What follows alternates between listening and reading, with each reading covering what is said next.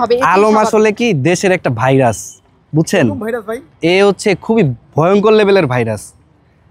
এ হচ্ছে মানুষকে দেখায় তার সরলতা, কিন্তু তার মনটা পুরাটা ডাস্টবিন। যদি আপনারা বিশ্বাস না করেন, আসেন তার সাথে একটু চলেন, বুঝতে পারবেন। আমাকে দিয়ে দেখেন, সে আমাকে শুধু শুধু একটা কোডের বিষয় নিয়ে কথা বললো। আপনি দেখছেন তো ভিডিওটা? হ্যাঁ দেখছিলাম। হ্যাঁ, কোড শুধু শুধু কোডের বিষয়ে কথা বললো, মিথ্যা আমার নামে বদনাম করলো, তারপর আমার ফেসবুকের পেজটা নষ্ট করলো। তার সাথে যদি আমার ঝামেলা থাকতো তাহলে আমাকে সে সরাসরি বলতে পারতো আমার রিজিকে কিভাবে হাত দেয়। যে মানুষ রিজিকে হাত দেয় সে মানুষই তো না, তাই না?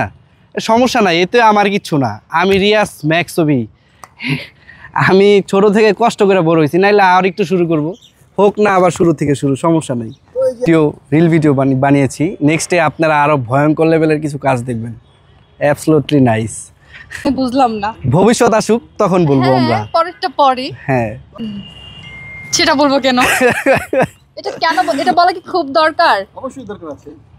যদি বলি পূর্বজন্মের চেনা, তো বিশ্বাস করবেন এটা?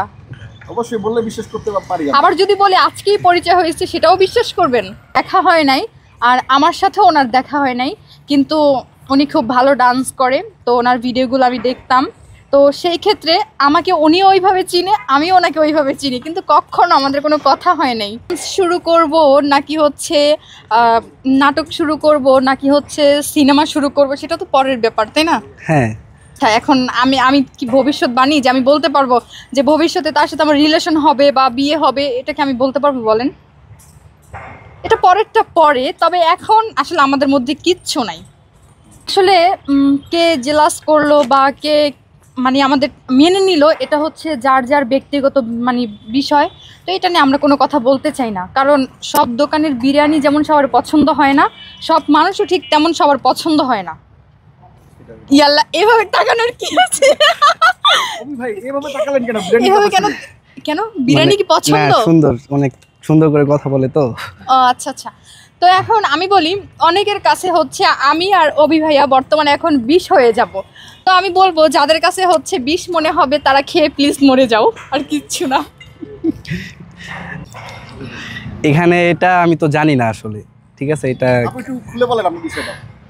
আচ্ছা, এখন সে যে আমাকে খাটের অফার দিছে, কি সে কি খাট কিনতে বলছিল না? নাকি? খাট কিনতে বলে নাই, গিভ এন্ড টেকের অফার দিছে। তো গিভ এন্ড টেকের অফার শুধু আলম ভাই না, তো অনেকেই তো অফার দেয়। তো ওইটা চলে গেছে, ওইটা নিয়ে আমি আর কোনো কথা বলতে চাই না। তো আলম ভাইয়ের সাথে আমার এখন কোনো শত্রুতা নাই, আগেও ছিল না, আর কোনোদিন হবেও না। তো যাই হোক, আমাদের মধ্যে একটা ভুল বোঝাবুঝি ছিল, আমরা সমস্যার সমাধান করে নিছি। তা আমাদের মধ্যে এখন কোনো কিছু নাই ঝামেলা।